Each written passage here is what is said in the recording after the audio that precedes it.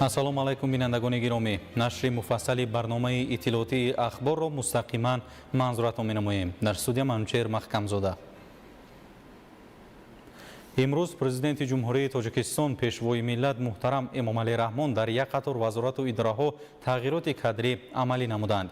бо фармонҳои президенти ҷумҳурии Тоҷикистон дар якчанд воҳидҳои низомии гвардияи миллии ҷумҳурии Тоҷикистон афсарони соҳибтаҷриба ба вазифаҳои роҳбарӣ таъин гардиданд.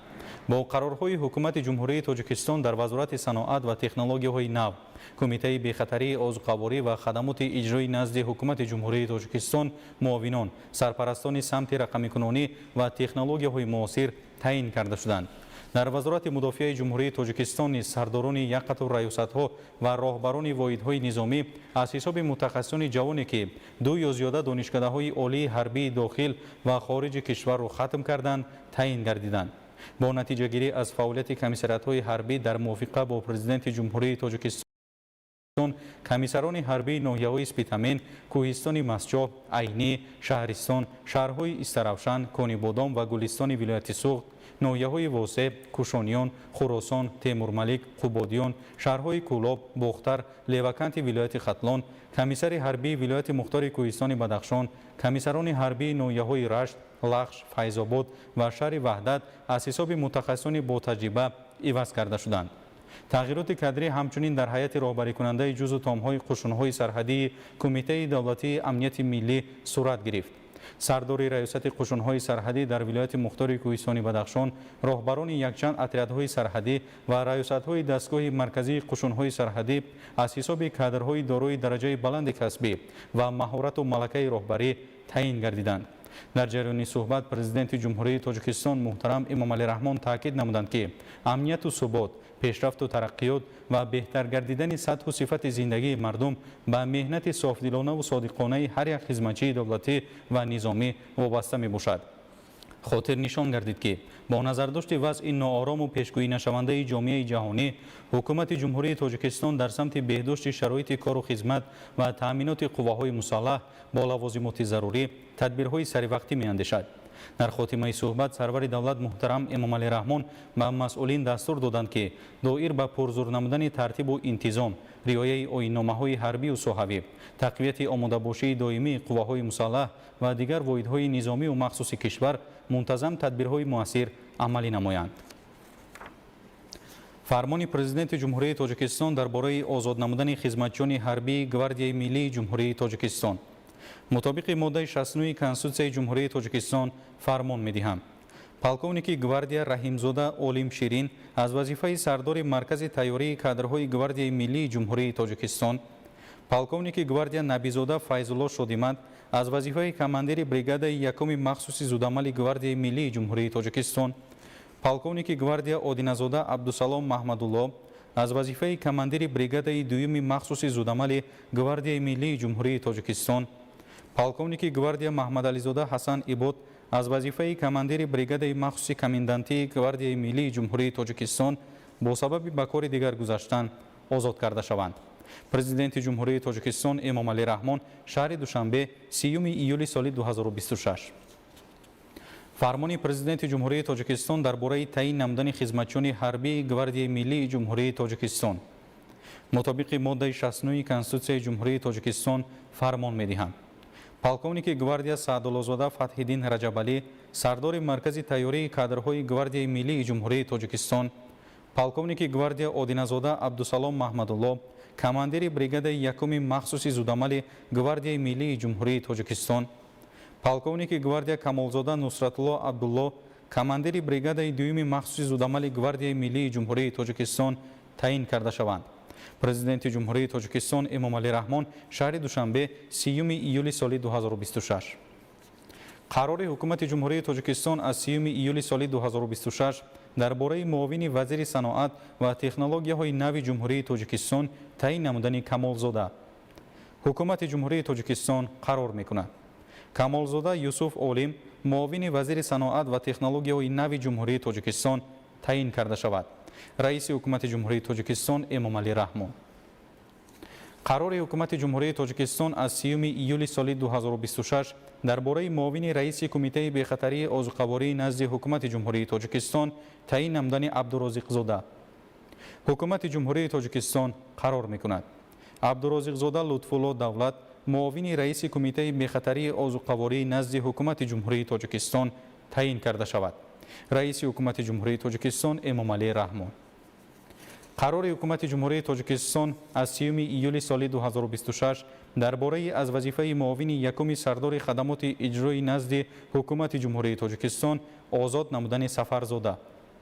ҳукумати ҷумҳурии тоҷикистон қарор мекунад Сафарзода Абдураҳим Қурбоналӣ бо сабаби ба кори дигар гузаштан аз вазифаи муовини якуми сардори хадамоти иҷроӣ назди ҳукумати ҷумҳурии тоҷикистон озод карда шавад. раиси ҳукумати ҷумҳурии тоҷикистон Эмомалӣ Раҳмон. қарори ҳукумати ҷумҳурии тоҷикистон аз 30 июли соли 2026 дар бораи муовини якуми сардори хадамоти иҷроӣ назди ҳукумати ҷумҳурии тоҷикистон таъин намудани Қосимзода. ҳукумати ҷумҳурии тоҷикистон қарор мекунад Қосимзода Суҳроб муовини якуми сардори хадамоти иҷроӣ назди ҳукумати ҷумҳурии тоҷикистон таъин карда шавад. раиси ҳукумати ҷумҳурии тоҷикистон Эмомалӣ Раҳмон. қарори ҳукумати ҷумҳурии тоҷикистон аз 30 июли соли 2026 дар бораи муовини сардори хадамоти иҷроӣ назди ҳукумати ҷумҳурии тоҷикистон таъин намудани Мирзохонзода. ҳукумати ҷумҳурии тоҷикистон қарор мекунад Мирзохонзода Амриддин Насриддин муовини сардори хадамоти иҷроӣ назди ҳукумати ҷумҳурии тоҷикистон таъин карда шавад.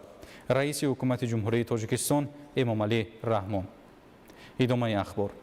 имрӯз президенти ҷумҳурии тоҷикистон пешвои миллат муҳтарам Эмомалӣ Раҳмон барои иштирок дар вохӯрии ғайрирасмии машварати сарони давлатҳои Осиёи марказӣ ва Озарбойҷон вориди шаҳри Чолпон-Атаи ҷумҳурии Қирғизистон шуданд. дар фурудгоҳи байналмилалии Иссиккул президенти ҷумҳурии тоҷикистон муҳтарам Эмомалӣ Раҳмонро раиси Девони вазирон, роҳбари маъмурияти президенти Қирғизистон Адилбек Касималиев ва дигар намояндагони воломақом гарму самимӣ истиқбол гирифтанд. ба ифтихори меҳмони олиқадр майдони фурудгоҳ бо парчамҳои давлатӣ оро ёфта қаровули фахрӣ саф ороста буд. 30 июл президенти ҷумҳурии тоҷикистон пешвои миллат муҳтарам Эмомалӣ Раҳмон барои иштирок дар вохӯрии ғайрирасмии машваратии сарони давлатҳои Осиёи марказӣ ва Озарбойҷон вориди шаҳри Чолпон-Атаи ҷумҳурии Қирғизистон шуданд. дар фурудгоҳи байналмилалии Иссиккул президенти ҷумҳурии тоҷикистон муҳтарам Эмомалӣ Раҳмонро раиси Девони вазирон, роҳбари маъмурияти президенти Қирғизистон Адилбек Касималиев ва дигар намояндагони воломақом гарму самимӣ истиқбол гирифтанд.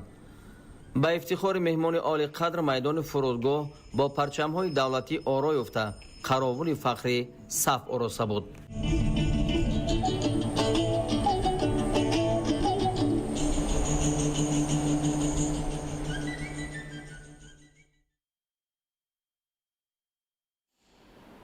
идомаи ахбор.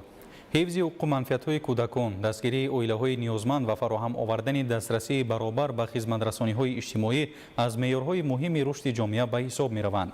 самаранокии чунин низом аз омодагии касбии кормандони иҷтимоӣ, ҳамоҳангсозии сохторҳои давлатӣ ва истифодаи таҷрибаи пешрафта вобаста мебошад. дар ҷумҳурии тоҷикистон рушди чунин низом дар солҳои соҳибистиқлолӣ ба самти муҳими сиёсати иҷтимоӣ табдил ёфта, дар ин самт дастовардҳои назаррас ба миён омадааст. ин ва дигар масоили муҳими марбут ба ин мавзӯъ давоми 2 рӯз дар форуми байналмилалии кори иҷтимоӣ дар Тоҷикистон ва рушди он дар давраи истиқлолият дар шаҳри Душанбе мавриди баррасӣ қарор хоҳад гирифт.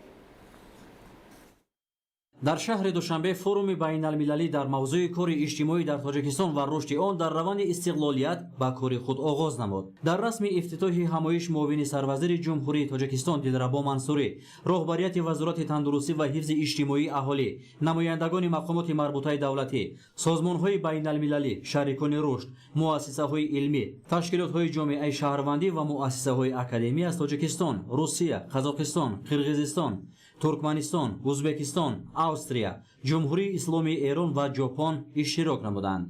таъкид гардид ки форуми мазкур бо ташаббуси ҳукумати ҷумҳурии тоҷикистон тавассути вазорати тандурустӣ ва ҳифзи иҷтимоии аҳолӣ ва бо дастгирии хазинаи кӯдакони созмони милали муттаҳид дар тоҷикистон юнисеф баргузор шуда ба баррасии равандҳои рушди кори иҷтимоӣ, таҳкими иқтидори касбии кормандони соҳа ва такмили хизматрасониҳои иҷтимоӣ равона шудааст.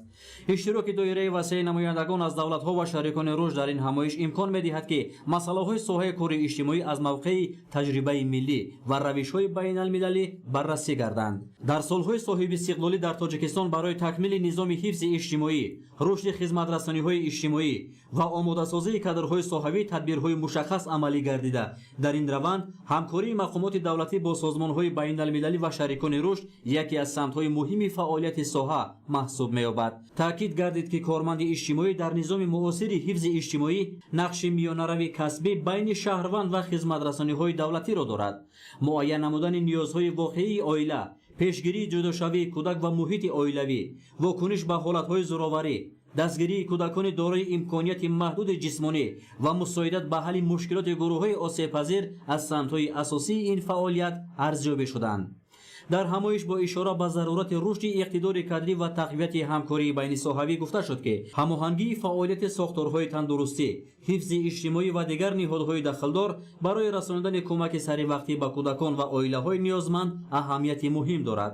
рақамикунонии хизматрасониҳои иҷтимоӣ аз самтҳои дигари муҳокима буда, истифодаи воситаҳои рақамӣ барои муайянсозии ниёзҳои шаҳрвандон, мубодилаи иттилоотӣ миёни сохторҳои масъул ва пайгирии равандҳои хизматрасонӣ муҳим арзёбӣ шуд. натиҷаҳои муҳокимаҳои дирӯза дар шакли эъломия ҷамъбаст шуда дар он самтҳои афзалиятнок ва иқдомҳои минбаъда барои рушди кори иҷтимоӣ ва хизматрасониҳои иҷтимоӣ дар тоҷикистон ва минтақа муайян хоҳад шуд. форуми байналмилалии кори иҷтимоӣ дар тоҷикистон ва рушди он дар давраи истиқлолият нишона аз рушди кори иҷтимоӣ ва табдили он ба бахши муҳими сиёсати иҷтимоиву сармояи инсонӣ арзёбӣ шуда. таъкид рафт ки тақвияти заминаи касбӣ, омодасозии мутахассисони соҳибихтисос ва фарҳангии фаъолияти ниҳодҳои масъул барои ташаккули низоми иҷтимоӣ замина мегузорад ки дар маркази он ҳифзи ҳуқуқ, шаъну шараф ва ниёзҳои воқеии инсон қарор дорад. дар шаҳри душанбе бахшида ба рӯзи ҷаҳонии муқовимат ба савдои одамон, гендер, технологияҳо ва савдои одамон дар ҷумҳурии Тоҷикистон мизи мудаввар баргузор гардид. гузориш дар ин хусус.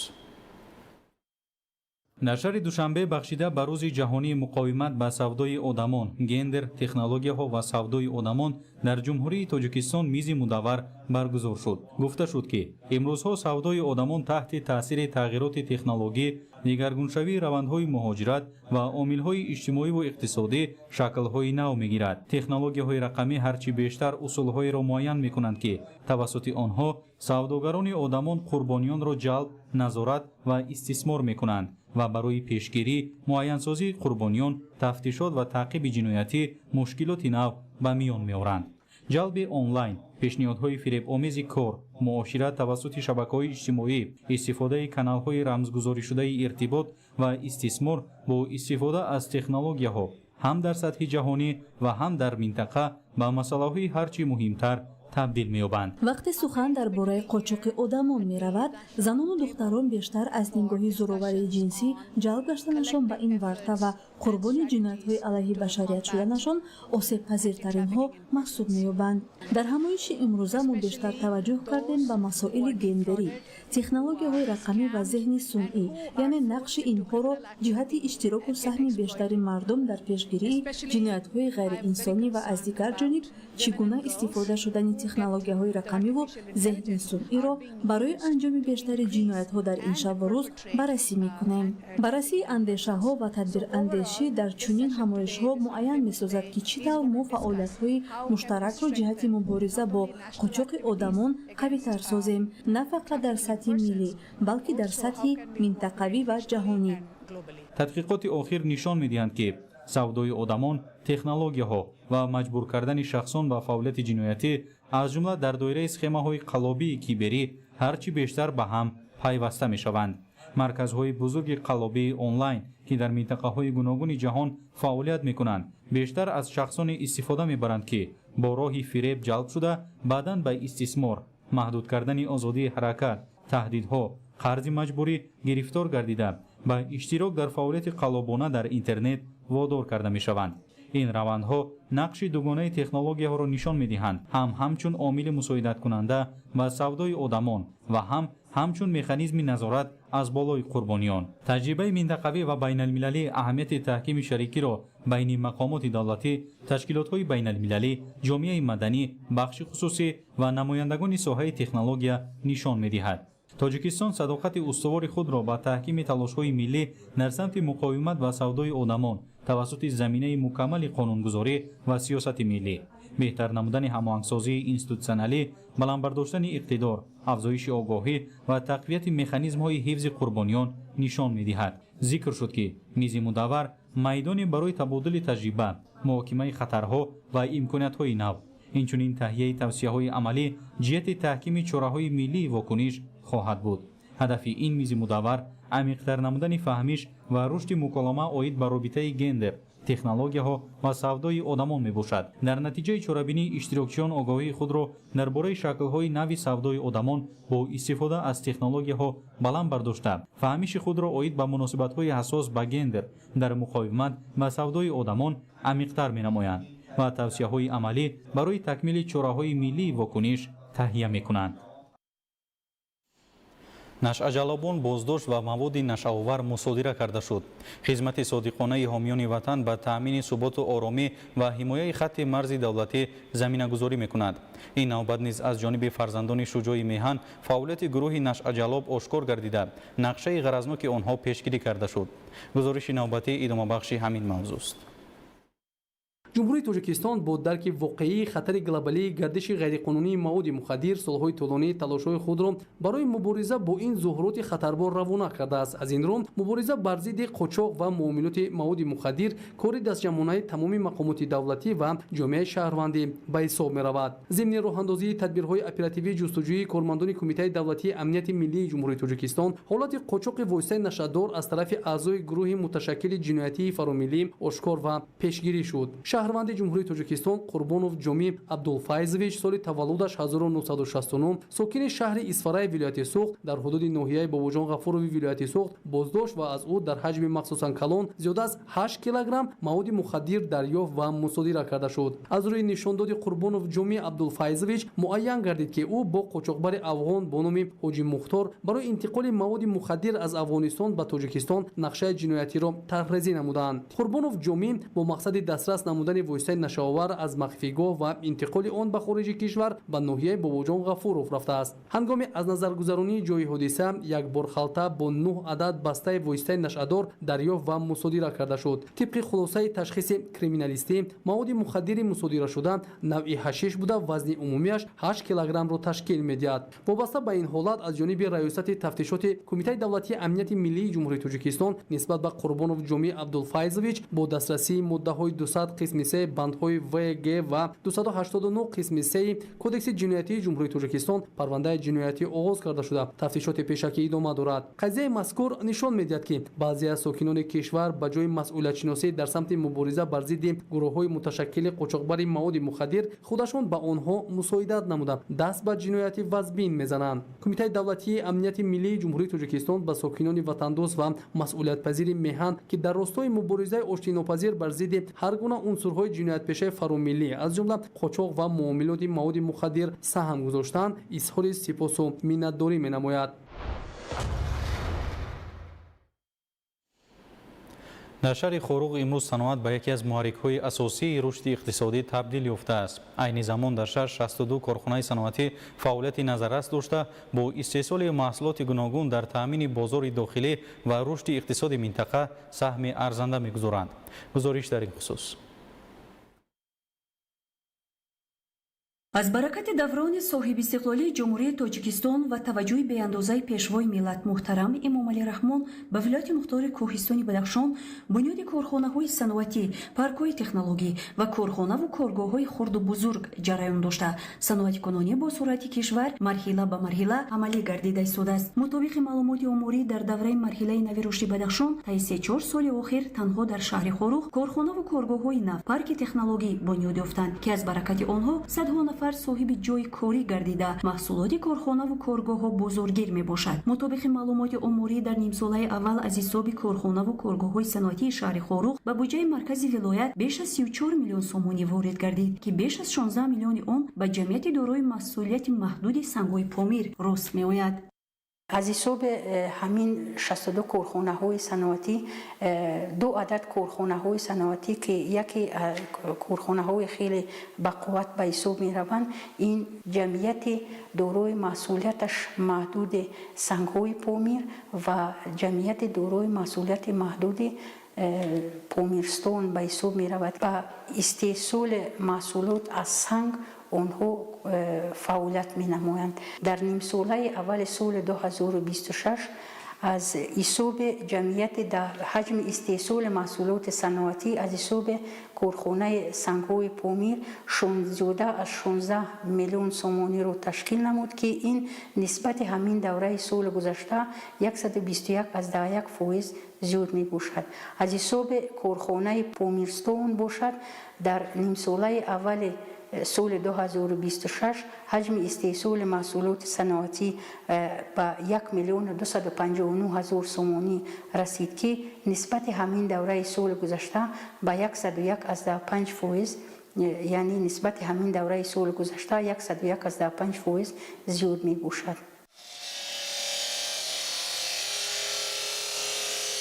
باید یادآور شد که جمعیت دارای مسئولیت محدود سنگ‌های پامیر 12 آگوست سال 2023 بنیاد یافته. محصولات آن نه تنها در انشاءات ساخته شونده مرکزی ولایت بلکه در ناحیه‌ها نیز طلبات روزافزون دارد. امروز در اینجا 10 نفر استادهای سنگ تراش فعالیت نموده با استفاده از اشیاء خام که از موضع چاق‌انداز ناحیه شغنان آورده می شود محصولات خوش صفت را استحصال می نمایند. در اینجا از سنگ‌های محلی تخت سنگ‌ها برای آرایش بیرون انشاءات، سنگ‌های گوناگون حجم برای سنگپوش نمودن راه‌های پیاده‌گرد آماده کرده می‌شوند. از پاره‌های سنگ‌های باقی مانده استوهای سنگ‌تراش برای آرایش قسمت بیرونی انشاءات محصولات خوش‌صفت استحصال می‌نمایند. در کارخانه 4 دستگاه مقتدر سنگ‌های رنگه که در استحصال جمهوری خلقی چین می‌باشند فعال بوده کارهای کارمندان را آسان می‌نماید. در مهلت کوتاه‌ترین از برکت دست استوها سنگ عادی و مصالح خوش‌صفت ساختمانی مبادله یافته امروز در انشاءات و کوچه و پس‌کوچه‌های شهر و ناحیه‌های ولایت استفاده برده می‌شوند. ماموریت جمعیت دارای مسئولیت محدود سنگ‌های پامیر جهت زیاد نمودن حجم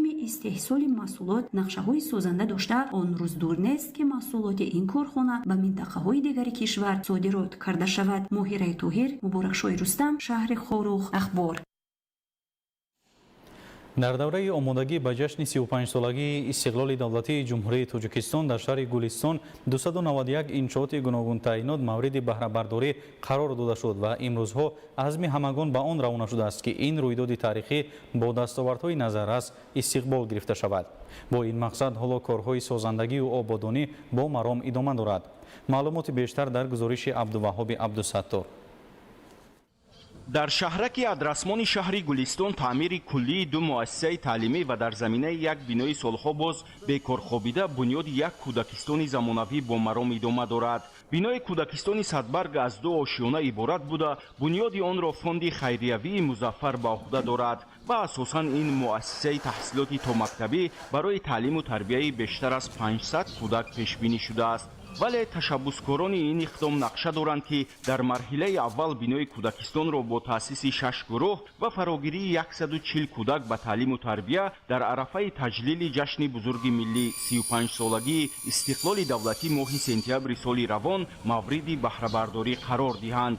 در اساس لایحه بینای کودکستان با نظرداشت عنصرهای ملی، معماری و طلبات پیشبینی شده روند تعلیم و تربیت تا مکتبی کودکان بنیاد گردیده در صحن انشاءات برای استراحت و فراغت برگزاری مشغولیت و چاره‌بینی‌های گوناگون، صحبتکده‌ها، حفظ آببازی و میدانچه ورزشی ساخته می شود.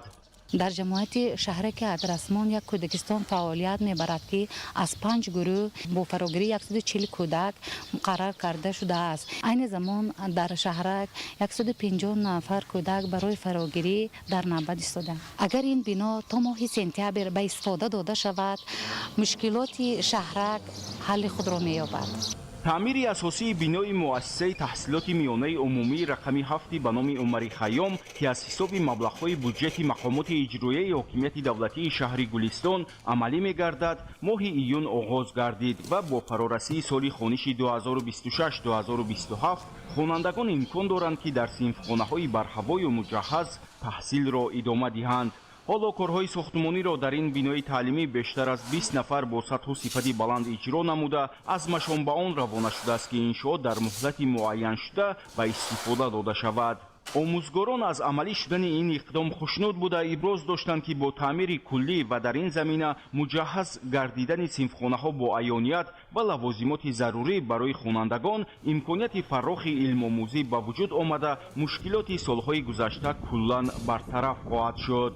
محض سیاست معارف پرورانه پیشوای معذب ملت بود که مؤسسه تعلیمی ما از تعمیر کلی برآورده می شود و یک شرایط مساعد تعلیم زمانوی برای خوانندگان فراهم آمده.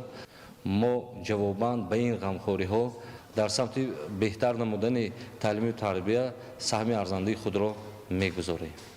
дар муассисаи таҳсилоти миёнаи умумии рақами 13 ҳам таъмирталаб будани биноҳои таълимӣ аз мушкилоти асосӣ ба ҳисоб мерафт. барои бартараф намудани ин ҳолат бо маблағгузории мақомоти маҳал моҳи июни соли равон таъмири асосии биноҳои таълимӣ оғоз гардид. дар гузашта таъмирталаб будани биноҳои таълимӣ дар раванди таҳсил бетаъсир набуд. مؤسسه تحصیلات میانه عمومی رقمی 13 دارای 39 صنفخانه بوده برای 300 نفر خواننده پیش بینی کرده شده است. ҳамзамон дар шаҳри Гулистон бо мақсади фаро гирифтани хонандагон дар шароити мусоид ба таҳсил дар дигар муассисаҳои таълимӣ низ таъмири ҷории намои берунаи бино, синфхонаҳо, ҳуҷраҳои кории омӯзгорон ва дигар иншооти ёрирасон вусъат меёбад. дар ноҳияи лахш сохтмони муассисаҳои таълимӣ ва синфхонаҳои иловагӣ марҳила ба марҳила амалӣ шуда истодааст. айни замон дар ҳудуди ҷамоатҳои шаҳраку деҳот сохтмони як бинои нав ва синфхонаи иловагӣ дар назди 3 муассисаи таълимӣ барои 1562 нафар ҷойи нишаст идома дорад. гузориши ҳамкорони мо. солҳои соҳиби истиқлолӣ дар бунёду азнавсозию муассисаҳои таълимӣ дар ноҳияи лахш пешравиҳои азиме ба назар мерасад.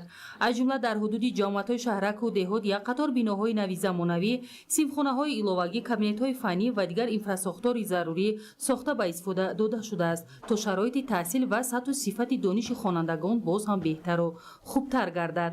муассисаи таълимӣ рақами 13 аз маркази ноҳия дар масофаи 54 километр дур ҷойгир буда солҳои охир бо афзоиши шумораи хонандагон норасогии ҷойи нишаст пеш омад.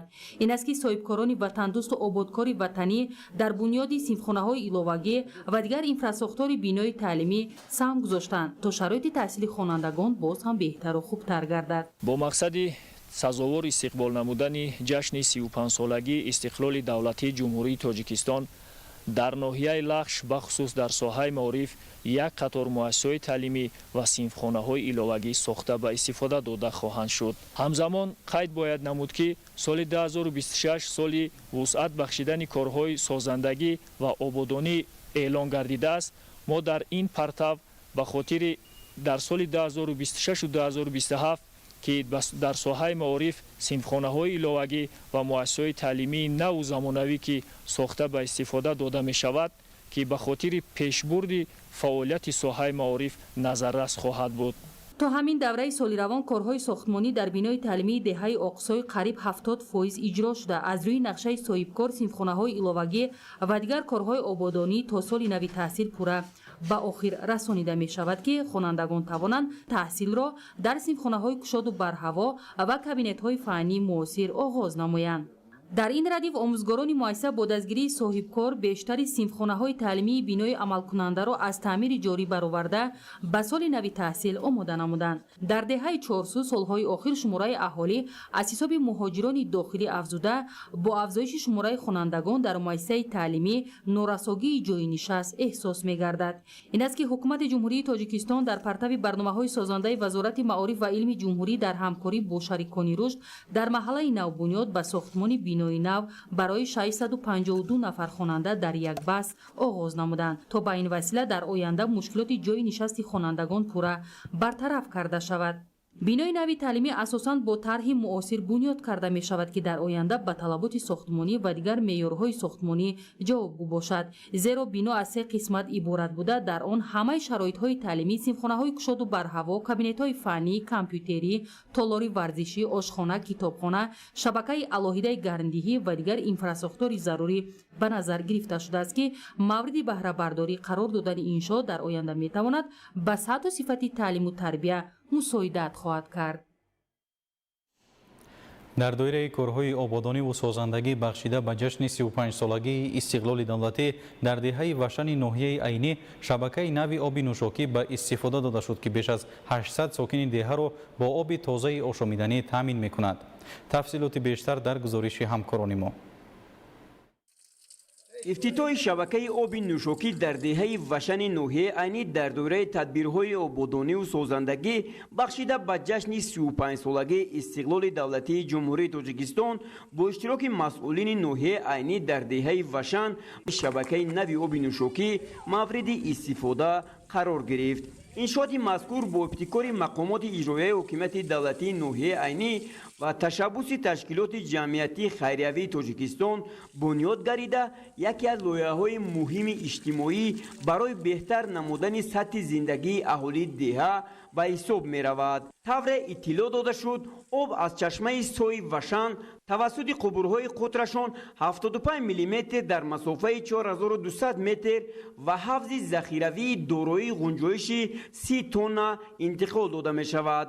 аз он ҷо об тавассути қубурҳои қутраш 40 мм дар масофаи 2400 метр ба шабакаи дохили деҳа ворид гарида, сипас бо қубурҳои қутрашон 20 мм байни истифодабарандагон тақсим карда мешавад. дар натиҷаи тадбири ин лоиҳаи муҳими иҷтимоӣ 150 хоҷагӣ ки зиёда аз 800 нафар аҳолиро дар бар мегирад, бо оби тозаи ошомиданӣ таъмин мегарданд. ҳамзамон дар ҳудуди деҳа 50 нуқтаи обтаъминкунӣ насб шудааст ки дастрасии сокинонро ба оби босифат боз ҳам осонтар мегардонад. таъкид гардид ки таъмини аҳолӣ бо оби тозаи ошомиданӣ яке аз самтҳои афзалияноки сиёсати иҷтимоии давлат ба ҳисоб рафта, чун иқдомҳо барои баланд бардоштани сатҳи некуаҳволии мардум ва беҳдошти вазъи санитариву эпидемиологии деҳот аҳамияти бузург дорад. мавриди зикр аст ки дар арафаи таҷлили 35-солагии истиқлоли давлатии ҷумҳурии Тоҷикистон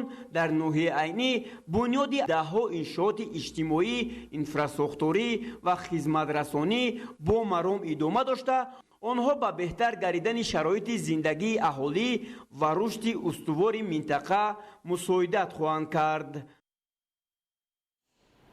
дар фасли гармо бо афзоиши обшавии пиряхҳо ва эҳтимоли сар задани боришоти шадид хатари болоравии сатҳи оби дарёҳо бештар мешавад. аз ин рӯ дар ноҳияи Тоҷикобод корҳои соҳилмустаҳкамкунӣ ва тоза намудани маҷрӯи селроҳаҳо бо мақсади пешгирии хатари офатҳои табиӣ вусъат меёбанд.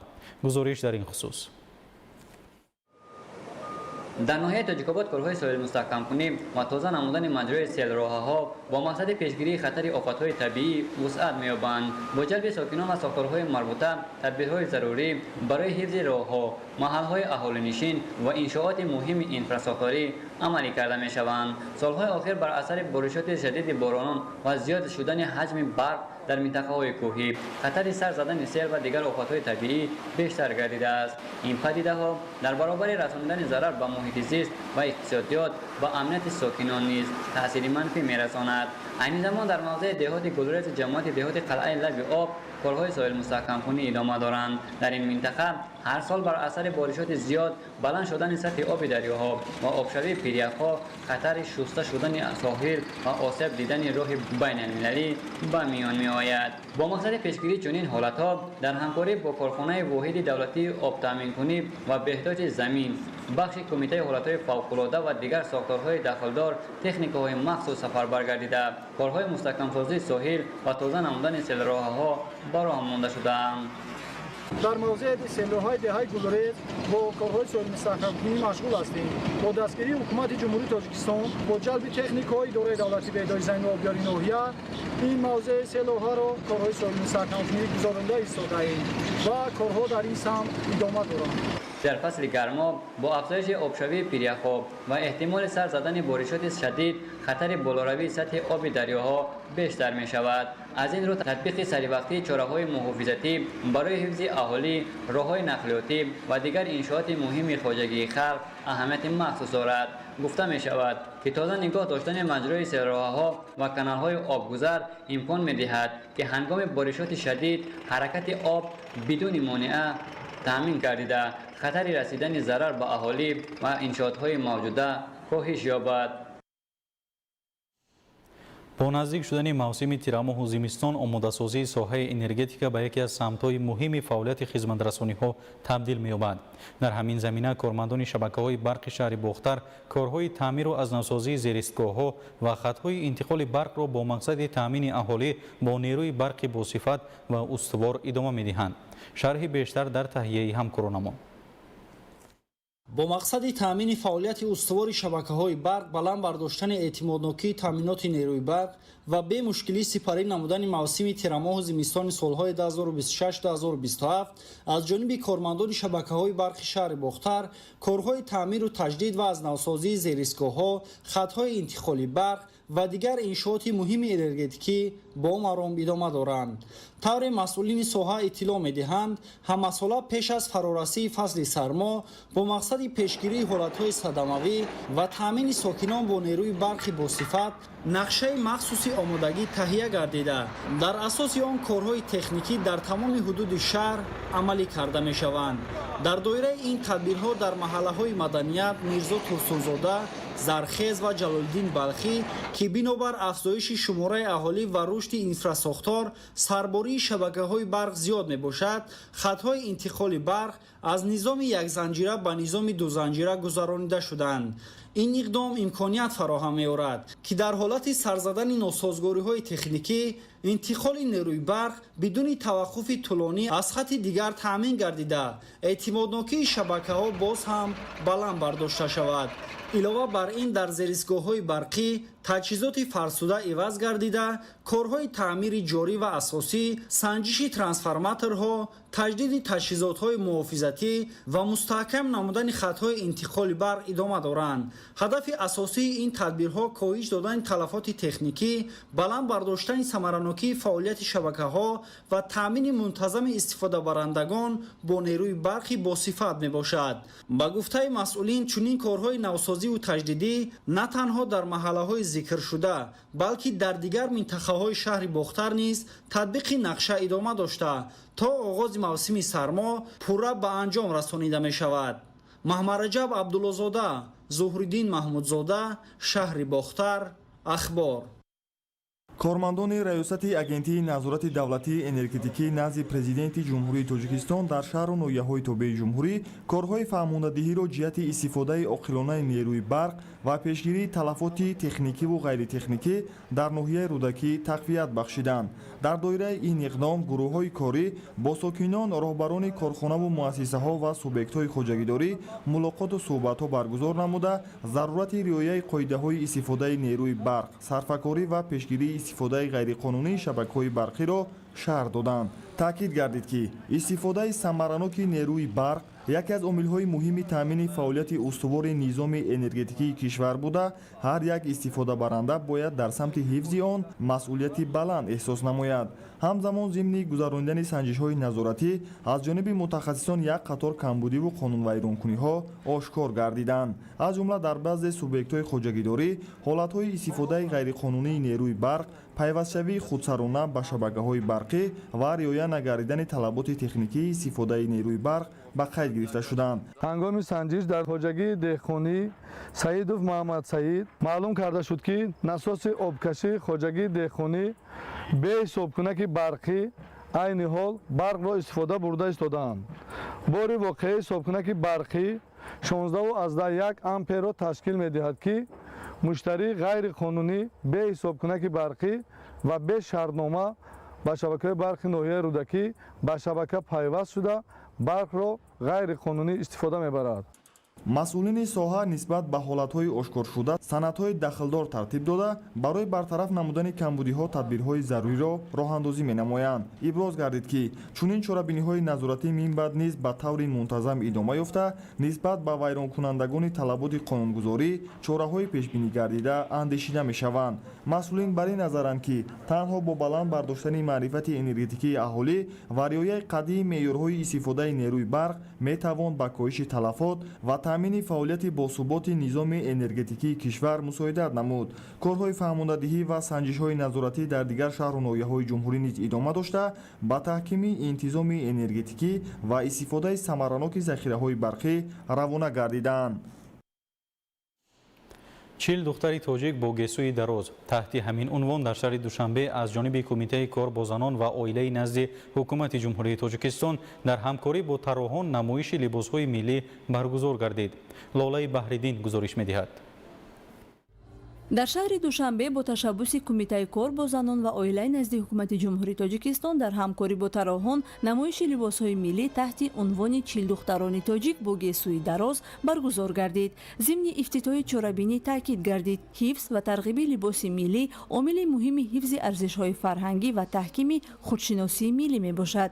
гуфта шуд ки баргузор гардидани чунин чорабиниҳо имкон медиҳад ки ба зуҳуроти нангини бегонапарастӣ ҳарчи зудтар хотима бахшида сару либосҳои миллии духтарону бонувонро бештар тарғиб намоем. пеши роҳи тақлиду таассуб ва зоҳирпарастиро гирем ва дар миёни занону бонувон корҳои фаҳмондадиҳиро вусъат бахшем.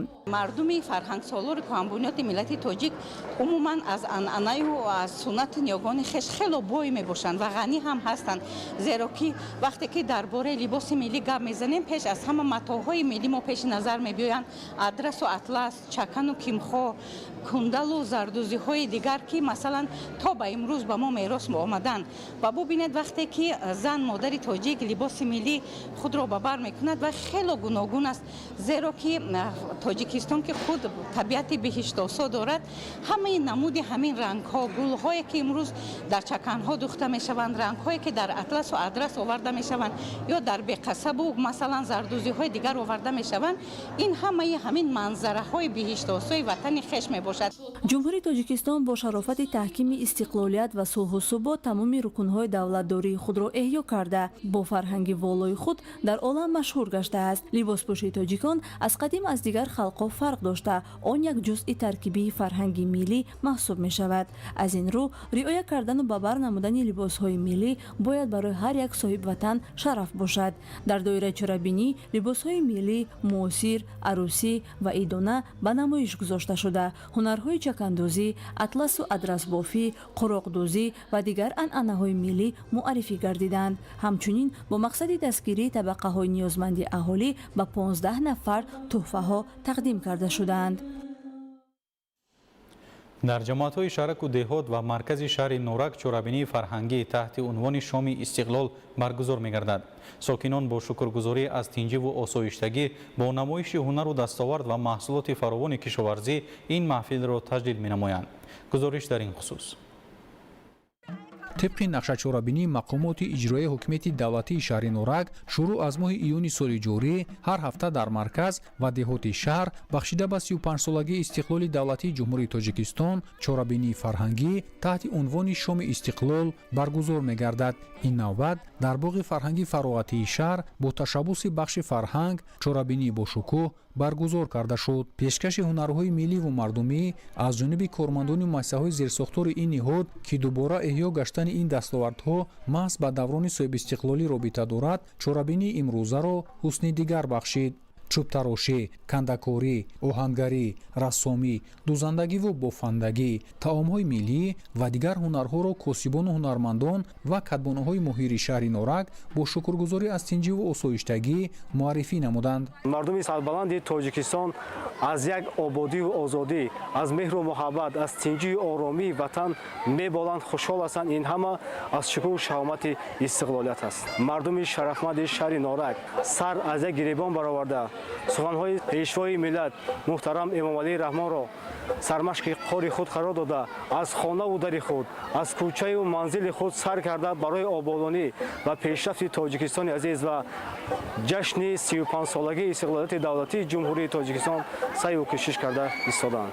хонандагони муассисаҳои таълимӣ ки аъзои китобхона ва маҳфилҳои амалкунандаи тобистона мебошанд, дастовардҳояшонро ба меҳмонону масъулин муаррифӣ намуда, омодагиашонро ба озмунҳои ҷумҳуриявӣ аз қабили фуруғи субҳи донои китоб аст, илм фуруғи маърифат, тоҷикистон ватани азизи ман ва дигар озмунҳо нишон доданд.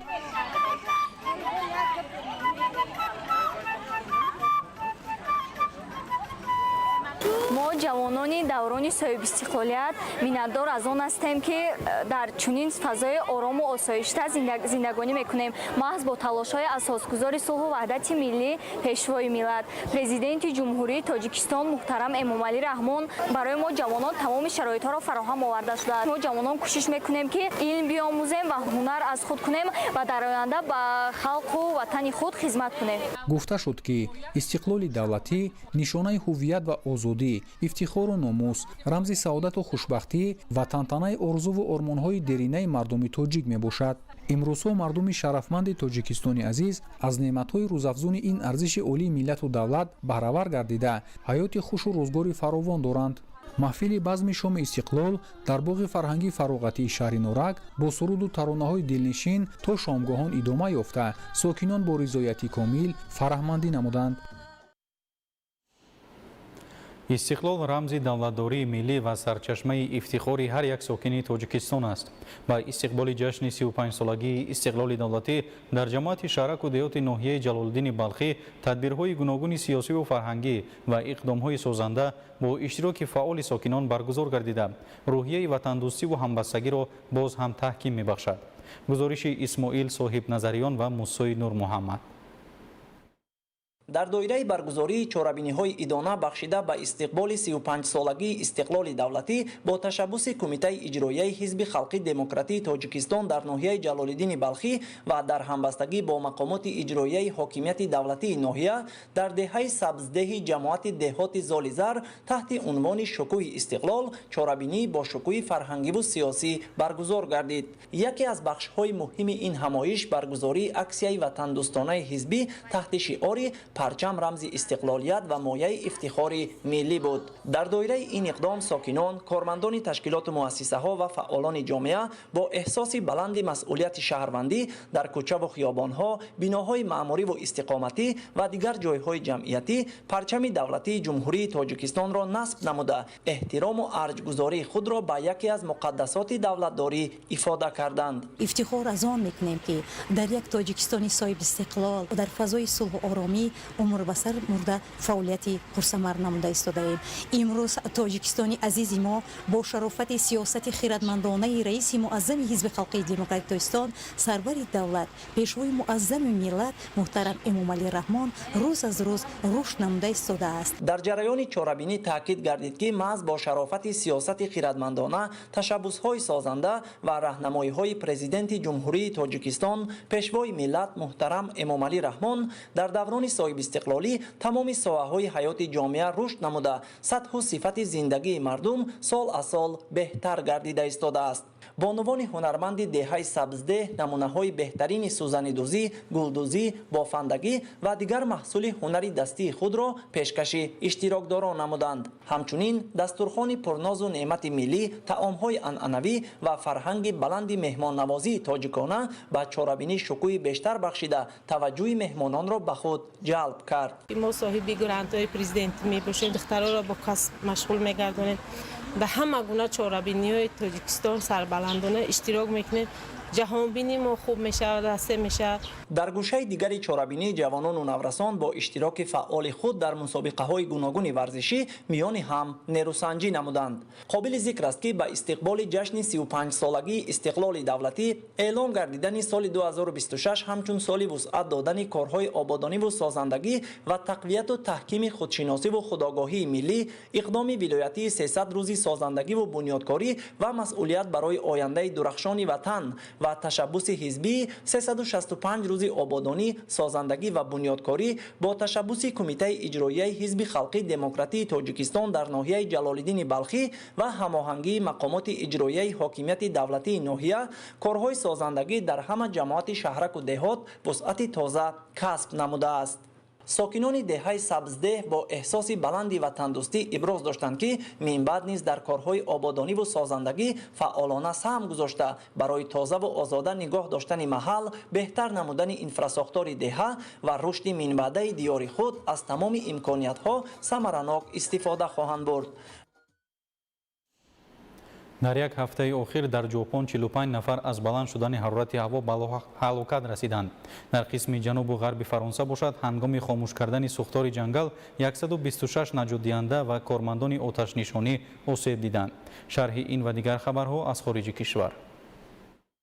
در یک هفته اخیر در ژاپن 45 نفر از ضربه گرمی به هلاکت رسیدند. در سراسر کشور در پس منظر گرمی غیر مقرری بیش از 18000 نفر در بیمارخانه بستری شدند. طبق اطلاع اگنتی اداره‌کنی سوختار و آفت‌های طبیعی ژاپن، وضع بیش از 700 بیمار وزن ارزیابی شده است. اکثر مراجعت‌ها در توکیو، اوساکا و پرفکتور ایتی به قید گرفته شدند. بیش از نصف آسیب دیدگان آدمانی از 65 ساله بالا میباشند. گفته میشد که گرمی در کشور تا مدت باقی خواهد ماند. مقامات از ساکنان دعوت میکنند که از کندیشنرها استفاده برده منتظم آب نوشند. مقامات اوگاندا از انجام خروج بیماری ویروس ابولا در کشور خبر دادند. وزارت تندرستی اوگاندا اعلان کرده است که دیگر یگان حالت نوی سرایت به قید گرفته نشده است. همچنین دوره 42 روزه نظارت اپیدمیولوژی که طبق توصیه‌های سازمان جهانی تندرستی مقرر شده است با موفقیت انجام یافت. در مجموع در کشور 20 حالت گرفتاری تصدیق گردیده 15 نفر آنها از جمهوری دموکراتیک کنگو وارد شدند. بر اثر بیماری 2 نفر فوت دیده 18 بیماری دیگر پر از شفا یافتند. شورای امنیتی سازمان ملل متحد فردا اولین آوازدهی پوشیده اوید به نامزدها به وظیفه دبیر کل سازمان را برگزار میکند. مهلت وکالت رئیس کنونی آنتونیو گوتریش آخر سال روان به آخر میرسد. عین حال 7 نفر نامزد به این منصب میباشند. در مرحله اول 15 عضو شورای امنیتی سازمان ملل متحد هر یک نامزد را در حالت پوشیده ارزیابی و قید میکنند. موافق معلومات ریترز پس از یکچند چنین دوره‌ها شورای امنیت به اسامبله ژنرالی یک نامزد را توصیه می‌دهد. سوختار جنگل در ممنوعگاه طبی سیمای ارمنی جمهوری قزاقستان پورا خاموش کرده شد. در این باره خدمات مطبوعاتی وزارت اکولوژی و ذخیره‌های طبیعی قزاقستان خبر داده است. یادآور می‌شویم که سوختار 16 ایول در قطعه 57 خوجگی جنگلی کمیشنسکی سر زده بود. برای خاموش کردن آن نیرو و تکنیکای وزارت اکولوژی و ذخیره‌های طبیعی، وزارت حالت‌های فوق‌العاده و وزارت مدافع سفربر گردیدند. در نتیجه همکاری مشترک همه ساختارهای داخلدار آتش پورا محو کرده شد. در قسم جنوب و غرب فرانسه هنگام خاموش کردن سوختار بزرگ جنگل 126 نجات دهنده و کارمندان آتش نشانی آسیب دیدند. در این باره در پرفکتور دپارتمنت ژیروندا خبر داده شد. پنجشنبه آتش محدود کرده شده است، اما در قلمرو سوخته آتشدان‌های نو پیدا می‌شوند. در دوام یک شبانه روزی گذشته آتش نشان‌ها یکچند سوختارهای تکراری را برطرف نمودند. وضعیت را موج نوی گرمی و خشکی مشکل‌تر می‌سازد که حرارت در منطقه می‌تواند به 42 درجه رسد. خدمات آب و هواشناسی محلی در 16 شعبه سطح زرد خطر را اعلام کردند. در منطقه دسترسی به جنگل‌ها از جانب کارمندان صحاوی محدود کرده شده است. مقامات هشدار می‌دهند که برای از بین بردن سوختارهای جنگل چند هفته لازم است. در منطقه مرکز سودای بر اثر زلزله شدید خراب شده در ژاپن کارهای جستجویی و نجاتدهی ادامه دارند. یادآور می‌شویم که در نتیجه زمین لرزه که با اقتدار 7.1 بال در جزیره کیوسیو ژاپن با معلومات 18 نفر به هلاکت رسیده، بیش از 60 کسی دیگر جراحت برداشتند. گفته می‌شود که تعداد آدمان در زیر خرابه‌ها درمانده جستجو و نجاتدهی آنها و همچنین برطرف سازی عاقبت‌های آفت طبیعی ادامه دارند.